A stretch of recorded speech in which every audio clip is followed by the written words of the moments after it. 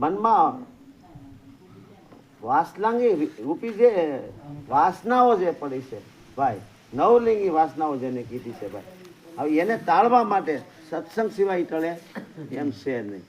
એટલે સત્સંગ વિના મન સમજે નહીં. તમે કરો કોટી ઉપાય, પણ વૃક્ષ માટે જેમ પત્તું ગીરે તો મનુષ્યને કેટલી વાર. એટલે મહાપુરુષોએ કીધું જે સત્સંગ છે મહિમા જે છે એટલે મોટમ મોટું છે.